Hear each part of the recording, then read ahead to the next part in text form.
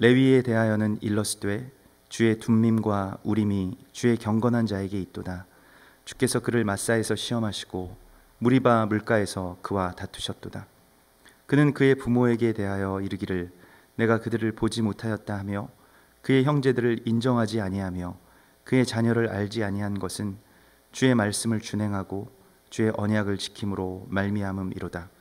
주의 법도를 야곱에게 주의 율법을 이스라엘에게 가르치며 주 앞에 분향하고 온전한 번제를 주의 제단 위에 드리리로다. 여호와여 그의 재산을 풍족하게 하시고 그의 손의 일을 받으소서. 그를 대적하여 일어나는 자와 미워하는 자의 허리를 꺾으사 다시 일어나지 못하게 하옵소서. 베냐민에 대하여는 일러스되 여호와의 사랑을 입은 자는 그 곁에 안전히 살리로다. 여호와께서 그를 날이 마치도록 보호하시고 그를 자기 어깨 사이에 있게 하시리로다. 아멘. 이번 주에 토라 포션의 말씀은 이제 토라 포션의 그 모든 말씀들, 1년에 있는 모든 말씀들 가운데 가장 마지막 말씀입니다. 마지막 그 토라 포션이고, 그래서 이 토라 포션의 신명기 33장부터 33장 1절부터 34장 이 마지막 장까지가 바로 토라 포션의 가장 마지막 부분이고요. 이것을 이제 베조트 하브라카라고 이렇게 제목을 붙입니다. 그것은 33장 1절에 있는 말씀인데 축복함이 이러하니라고 하는 말씀입니다. 모든 성경의 구조들은 이 마지막과 시작을 잇는, 말하자면 그러한 연결고리로 축복을 그렇게 사용합니다. 그래서 야곱의 마지막 죽음이 그 12 아들에게 축복이 되었던 것과 같이 창세기 49장에서 12 아들들을 축복함으로써 야곱의 마지막 임종이 이루어졌던 것처럼 오늘 모세도 자신이 이제 이스라엘 백성들을 떠나서 그저 주님께로 올라가는 그때에 바로 이 마지막 순간에 이스라엘 12지파들을 향한 축복, 그리고 그들을 향한 예언을 하나님의 그 음성을 대신해서 대언하기 시작합니다. 이것이 오늘의 말씀이고, 예수님께서도 승천하시기 전에 누가복음 24장에서 백성들, 그의 제자들을 그 베다니 앞까지 나가서 손을 들어 저희에게 축복하시더니, 그래서 손을 들어서 그들에게 이렇게 축도하십니다. 그리고 축복하실 때에 그들을 떠나 하늘로 올려주시니, 그래서 모든 그 예배의 마지막은 축복으로 이렇게 맞춰지게 되죠. 백성들이, 또 하나님의 사람들이 다시 무엇인가를 새롭게 시작하기 위해서 나아갈 때에 또 어떠한 한 세대가 또 한 시간이 끝나고 다음 시간으로, 다음 세대로 나가는 것을 바로 하나님께서는 이 축복으로, 이 브라카라고 하는 이 축복으로 우리 가운데 임하십니다. 그래서 이 33장에서는 12지파에 대한 예언, 12지파에 대한 축복이 있는데요. 오늘은 레위 지파와 베냐민 지파에 대한 축복입니다. 이스라엘의 그러한 장자권, 그러니까 이스라엘 백성들의 그 장자의 명분 가운데서 이 왕으로서의 명분은 유다가 얻었고요. 우리가 어제 함께 나눈 것과 같이 유다가 그러한 축복을 가졌기 때문에 대적을 치는 그러한 그 권세를 받았고, 그러한 그 통치자의 지팡이를 그가 받게 됩니다. 그리고 제사장으로서의 권한은 누가 갖게 되냐면 레위가 갖게 됩니다. 이 두 권한이 가장 중요한 것인데요. 왜냐하면 하나님께서 우리를 창조하신 목적이기 때문에 그렇습니다. 아담을 창조하셔서 이 땅의 왕으로, 또 이 땅의 제사장으로 그를 위임하셨습니다. 그래서 그 아담에서부터 시작된 그 권위가 계속해서 내려가게 되는데, 그것이 왕으로서의 권위는 유다에게, 또 제사장으로서의 권위는 레위에게 주어지게 되는 것입니다. 유다는 예수 그리스도를, 그 예수 그리스도와 다윗의 왕국의 언약을 받게 되고요. 레위는 오늘 주의 둠밈과 우림을 받게 됩니다. 레위가 왜 제사장의 사명을 받게 되었냐면, 이 레위는 하나님의 편에 섰던 자이기 때문에 그렇습니다. 그것이 오늘 9절의 말씀에 나오는데, 먼저는 이 8절의 말씀을 보시면 주의 둠밈과 우림이 주의 경건한 자에게 있도다 이렇게 말씀하십니다. 레위에 대한 축복입니다. 이 둠밈과 우림이라고 하는 것은, 이 둠밈은 진리 또는 완전함을 말하는 것입니다. 그래서 그의 진리가 그에게 있다. 이 진리는 말씀이고 또한 그것은 하나님의 계명이죠. 그 둠밈입니다. 이것은 또 보석의 일종이고, 우림과 둠밈이라고 하는 것은 레위인들이 갖게 된 제사장의 그런 보석과 같은 것이죠. 그래서 둠밈은 완전함과 진리를 뜻하는 것이고, 우림은 빛을 말하는 것입니다. 그래서 그것은 임재 또는 그 쉐키나의 영광이라고 하는 하나님의 임재의 영광, 그 빛을 말하는 것인데요. 이 둠밈과 우림이라고 하는 것은 또한 예수 그리스도를 상징합니다. 진리이신, 나는 내가 곧 진리요 길이니라고 말씀하신 주님, 또 이 땅 가운데 내가 세상의 빛이라고 말씀하실 때에 그것이 바로 우림이라고 그 당신을 계시하시고 드러내신 것입니다. 그래서 레위인에게 주어진 이 둠밈과 우림은 그리스도 예수를 주신 것입니다. 그리스도 예수를 주셨다는 것이 무엇일까요? 그것을 우리가 쉽게 이해할 수 있는 그 이미지로 주님께서 우리 가운데 그것을 베푸셨는데, 그것이 바로 성찬입니다. 예수 그리스도의 살과 피가 우리 가운데 주어진 것, 그것이 예수 그리스도의 살과 피가 둠밈과 우림인 것입니다. 예수 그리스도의 살과 피가 우리에게 주어지면 그냥 우리가 그걸 먹고 배불리는 것이 아니라 그 예수 그리스도의 살과 피와 내가 연합하게 되는 것을 말하죠. 예수님의 삶이 내 안에 들어오게 되고 나의 삶이 온전히 예수 그리스도의 삶으로 이 땅 가운데 그렇게 살아가게 되는 것, 그것이 바로 주의 둠밈과 우림의 은총입니다. 이것은 어떠한 물건을 가졌다는 것이 아니고 어떤 성물을 소유했다는 것이 아니라 예수님의 삶으로 나갈 수 있는 길이 열렸다는 것을 말합니다. 그래서 주의 둠밈과 우림이 주의 경건한 자에게 있도다. 이 경건이라고 할 때 우리가 흔히 생각하는 경건에 대한 이미지는 뭐를 지키고 또 뭘 안 하고 또 뭐 좀 더 적극적으로 말씀에 기록된 대로 뭘 행하고 뭐 그러한 것들에 있는데, 뭐 경건하다라고 하면, 오늘날의 경건하다라고 하면 그냥 주일 잘 성수 잘하고 뭐 11조 생활 잘하고 뭐 그러한 것들이죠. 뭐 세상에 어떠한 그런 쾌락을 주지 않고 이러한 것을 우리가 그 경건한 자라고 이야기하는데, 그것은 뭐 경건한 자들의 표면일 수는 있지만은 경건이라고 하는 그 히브리어 단어는 하시드라고 하는데, 이 하시드는 헤세드와 같은 의미인 것인데요, 사랑하다라는 뜻을 갖고 있습니다. 그러니까 주님을 사랑하는 자가 경건한 자예요. 그 사랑 안에 거하는 자가 경건한 것이지. 그래서 주님을 사랑하기 때문에 나타나는 일들이 뭐 경건의 어떠한 다른 그러한 그 우리가 경건하다라고 생각하는 그러한 결과일 뿐이지, 결국 그 본질은 주님을 정말 깊이 사랑하는 데 있는 것입니다. 뭐 이렇게 해야 된다라고 해서 하는 것은 폭력이죠. 그것은 구속이고 폭력인데, 그러하게 하는 것은 하나님이 행하시는 일이 아니고 그것은 경건이 아닙니다. 경건은 사랑하기 때문에 자연스럽게 나오는 열매인 것이죠.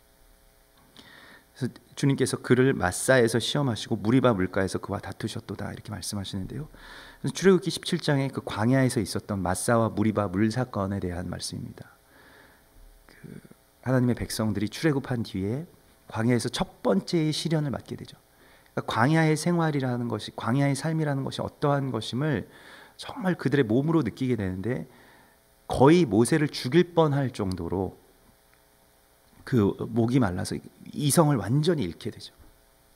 그래서 자신들의 정신을 완전히 놓게 되고, 그래서 어떻게 하냐면 다투고 시험하였다. 그래서 마사는 시험하다라고 하는 뜻이고요, 무리바는 이제 다투다라고 하는 뜻인데, 하나님께서는 그 이스라엘 전체의 백성들이 지금 출애굽기 17장에서는 그렇게 이 모세와 다투고 막 그 문제를 일으키고, 그래서 하나님을 시험하고, 그래서 거기에서 이제 반석을 쳐서 물이 나오게 되는 그러한 일들이 일어났던 것인데, 여기에서 주님께서는 레위와 이 레위 지파와 주님께서 이 마사와 무리바 사건의 어떠한 두 주인공이었다라고 이야기하십니다.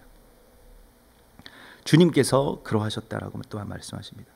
그러니까 그 주님께서 이것을 일부러 주셨다라고 하는 뉘앙스가 있어요. 그러니까 어쩔 수 없이 만나게 된 어떠한 시험이나 다툼이 아니라 주께서 그를 레위를 마사에서 시험하시고 무리바 물가에서 그와 다투셨도다.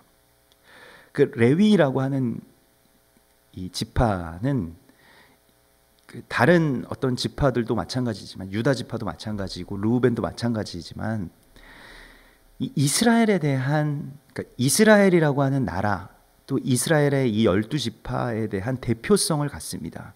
제사장 나라로서의 대표성을 갖고요. 그들이 이스라엘 백성들을 하나님께서 출애굽시키셔서 말씀을 주신 이유는 그들을 제사장 나라로 삼으시기 위해서 온 열방의 제사장으로서 세우시기 위해서 그들을 건지신 것이라고 주님께서 출애굽기 19장에서 말씀하시거든요. 그러니까 너희가 내 이 율례와 말씀을 지켜 행하면 너희가 나의 제사장 나라가 되리라고 말씀하셨는데 그것이 바로 레위 지파로 축소되었죠.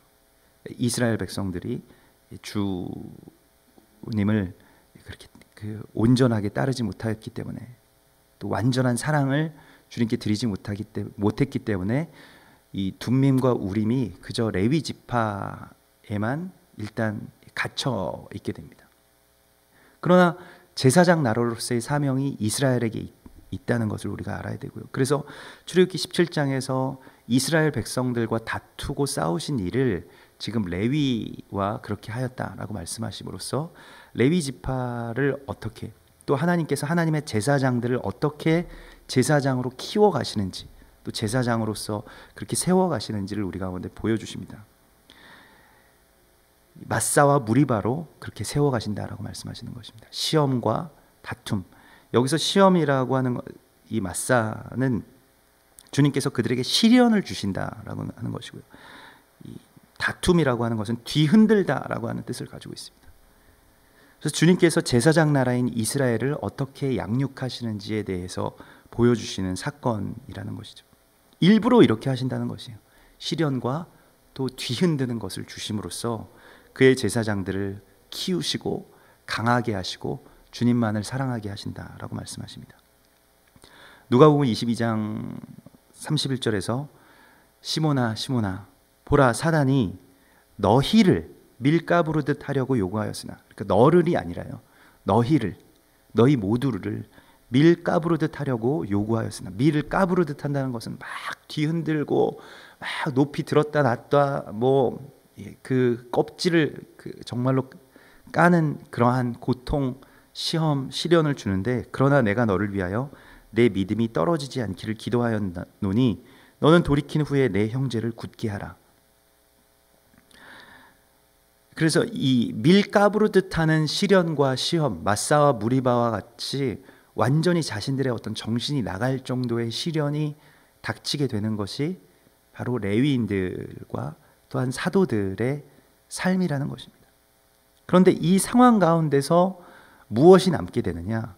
결국 주님을 향한 사랑, 그것 때문에 버티고 끝까지 견디는 것, 그것이 바로 제사장이고 그것이 바로 레위인이고 그것이 바로 사도인 것입니다. 오늘날의 사도와 레위 지파에 대하여서 자꾸 무슨 권세 또한 예배, 찬양 이러한 것들만을 조명하는 것은 사실은 본질에서 조금 떠난 것입니다. 본질에서 빗겨난 것이죠. 레위인과 제사장 그리고 거룩한 주의 사도들은 권세와 또한 그러한 예배의 무슨 음악 이전에 이 시련과 흔듦 속에서 주의 사랑을 붙들어서 끝까지 견디는 자를 말하는 것입니다. 그래서 레위인들에게 주신 것에 대해서 이 우림과 둠밈을 주셨는데 그것은 마사와 무리바를 통과했기 때문에 얻어진 것이라는 것을 주님께서 우리에게 말씀하십니다. 시련과 환난 그것을 통과해야만 진정한 예배가 나오는 것이 주께서 원하시는 주께서 구하시는 제사 그 상한 심령의 제사를 드릴 수 있게 되는 것입니다. 그래서 그들이 통과한 길에 대하여서 주님께서 말씀하시는 것이 바로 9절의 말씀인데요. 그는 그의 부모에게 대하여 이르기를 내가 그들을 보지 못하였다 하며 그의 형제들을 인정하지 아니하며 그의 자녀를 알지 아니한 것은 주의 말씀을 준행하고 주의 언약을 지킴으로 말미암음이로다. 이것이 부모를 알지 못한다라고 하고 형제를 인정하지 아니하고 그들을 알지 아니하기로 결정한 것은 주님의 말씀을 준행하고 그 언약을 지키기 위해서 그를 사랑하기 때문에 이들을 그렇게 하였다라고 주님께서 말씀하시죠.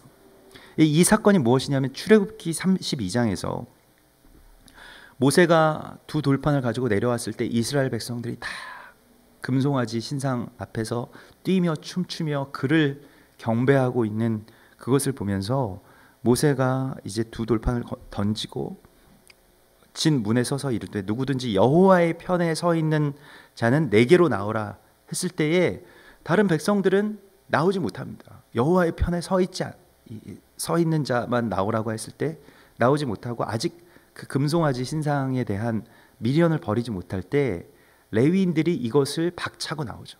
그래서 레위인들이 일어서는지라 레위 자손이 다 모여서 그에게로 가는지라. 그래서 모세가 그들에게 이르되 이스라엘의 하나님 여호와께서 이렇게 말씀하셨는데 너희는 각각 허리에 칼을 차고 진 이문에서 저 문까지 왕래하며 각 사람이 그 형제를 각 사람이 자기의 친구를 각 사람이 자기 이웃을 죽이라 하셨느니라.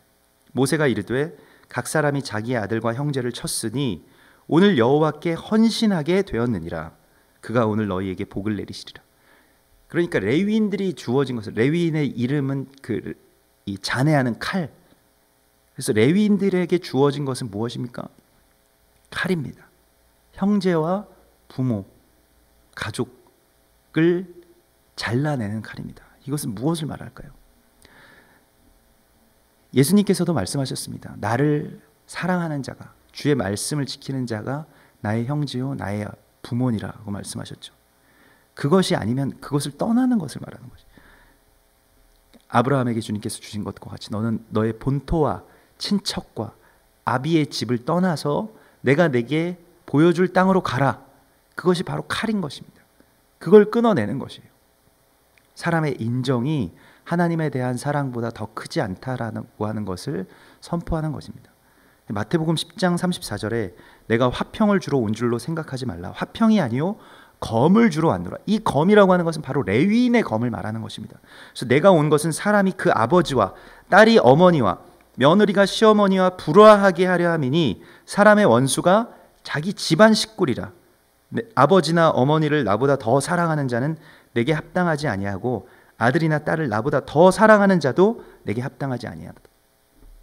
여기에 대한 말씀을 우리가 잘 받아야 되는데, 그래서 뭐 가정의 불화를 일으키기 위해서 주님께서 오셨다라고 하는 것이 아니라 우리가 이 세상 가운데서 가장 사랑하는 자가 누구입니까? 가장 사랑하는 그 관계를 끊어낼 수 없는 자가 바로 아버지와 어머니 또 우리의 사랑하는 자들인 것입니다. 아브라함이 들었던 그 칼, 모리아산에서 들었던 그 칼이 바로 레위인의 칼이죠. 하나님을 더 사랑하기 때문에 주의 편에 서기 위해서는 자신의 모든 것을 다 버린 자, 그러니까 내가 이 세상에서 정말로 사랑하는 이 이삭을 버리는 것처럼 아버지와 어머니, 형제와 자녀들을 버릴 수 있는, 그러니까 이 버린다라고 하는 것은 그들을 더 이상 사랑하지 않는다라는 것이 아니라 하나님보다 더 사랑하지 않는 것. 그러니까 그 사랑이 하나님의 사랑을 막아설 때는 그 칼로, 그 아브라함과 레위의 칼로, 그거 예수 그리스도께서 주신 그 칼로 그걸 잘라내고 떠날 수 있는 그 사랑, 하나님을 사랑하는 것이 가장 최우선이 되는 그 사랑하는 자가 바로 레위인인 것입니다. 예수님께서 그 칼을 우리에게 주시기 위해서 오셨다라고 말씀하시는 것입니다. 그 칼은 바로 레위인의 검, 아브라함의 손에 들렸던 모리아산의 그 검을 말하는 것입니다. 주의 말씀을 준행하고 주의 언약을 지키기 위해서 나의 모든 것을 다 드린, 본토와 친척과 아버지의 집을 떠난 삶, 그것이 바로 레위인의 삶인 것입니다. 주님께서 이것으로 우리를 부르시는 것이에요. 이 일로 우리에게 역사하시고 이것을 통해서 우리를 그렇게 레위인으로 삼으신다라고 말씀하시는 것입니다. 레위인의 삶이라고 하는 것은, 주의 사도된 삶이라고 하는 것은 간단한 그런 가벼운 일들이 아닌 것입니다. 결단의 순간이 있고요. 그 결단의 순간에 반드시 이 검이 우리 가운데서 우리의 인정을 끊어내고 우리의 다른 사랑들을 끊어내고 오직 주를 향한 사랑으로만 가득하게 하셔서 주님께 대한 거룩한 예배, 그 칼의 예배를 드릴 수 있게 해주시겠다고 말씀하시는 것입니다.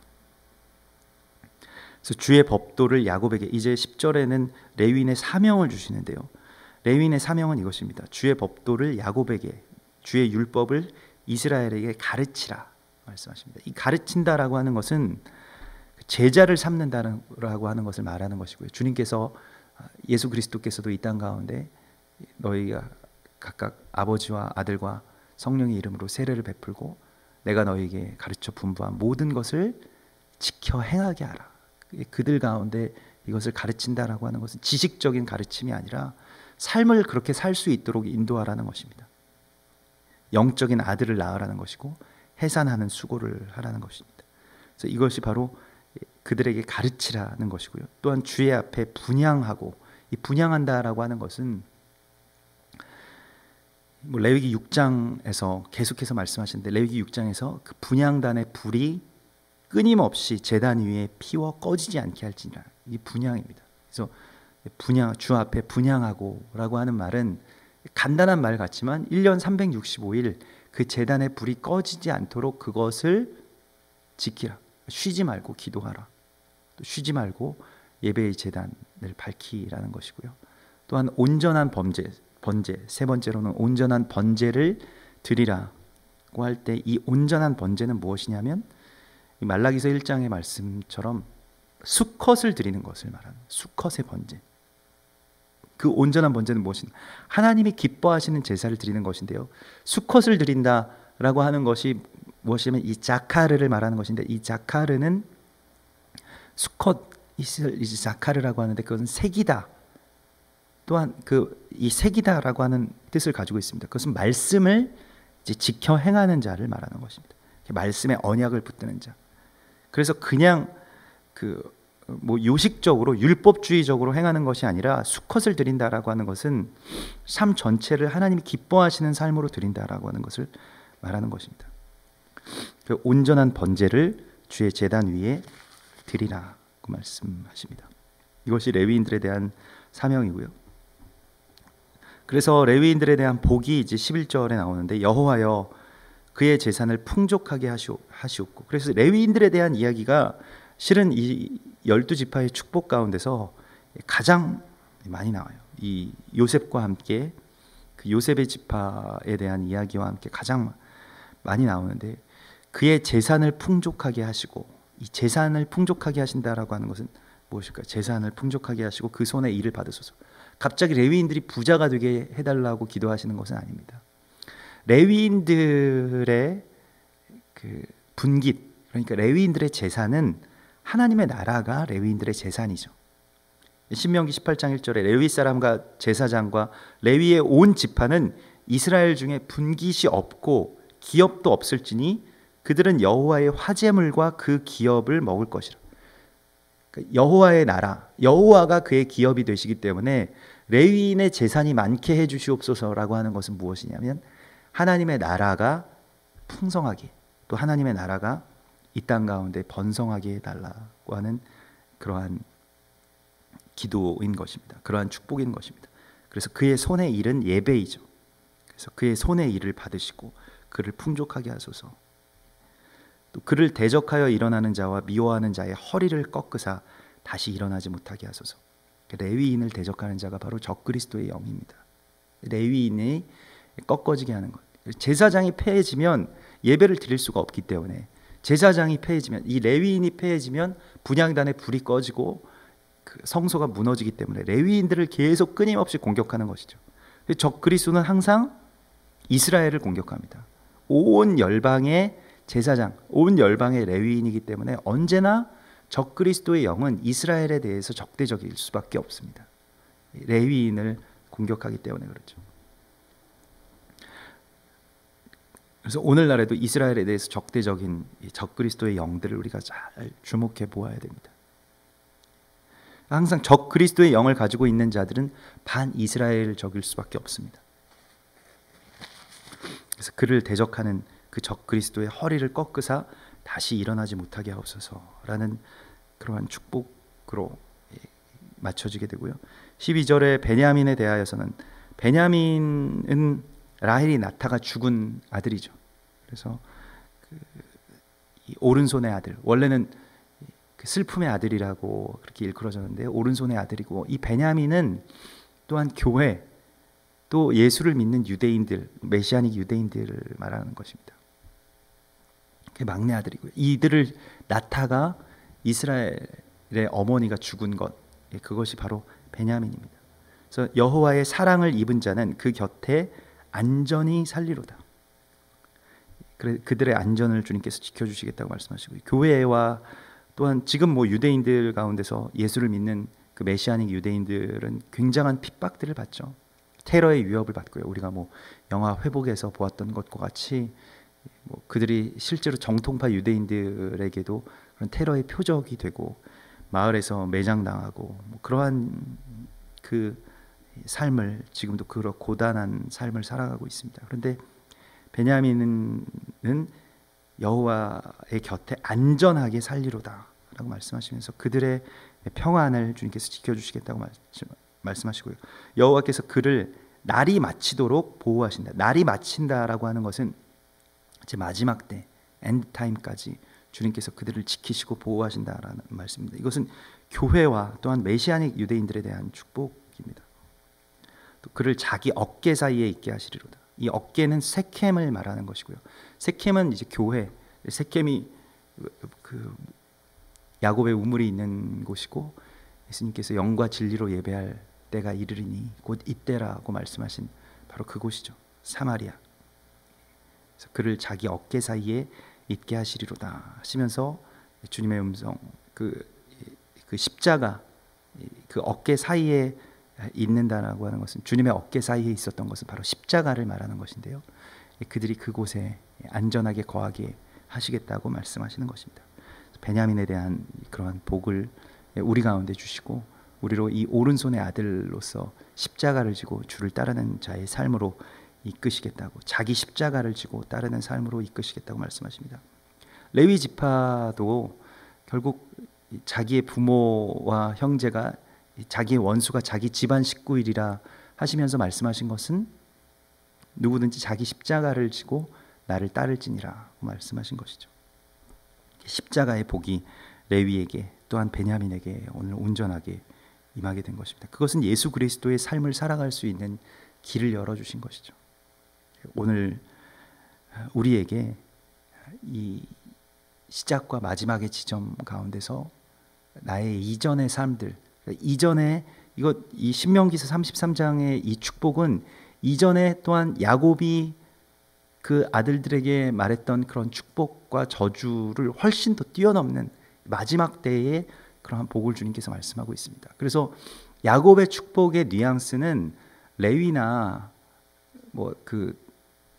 다른 르우벤이나 다른 아들들에 대하여서는 조금 부정적인 이야기가 많았습니다만은, 오늘 모세의 축복 가운데서는 그것을 뛰어넘는, 표면적으로는 그렇게 보일 수가 있어도 그것을 뛰어넘는 하나님의 사랑, 또 하나님의 계획과 언약들이 여기에서 선포되고 있는 것을 우리가 보게 됩니다.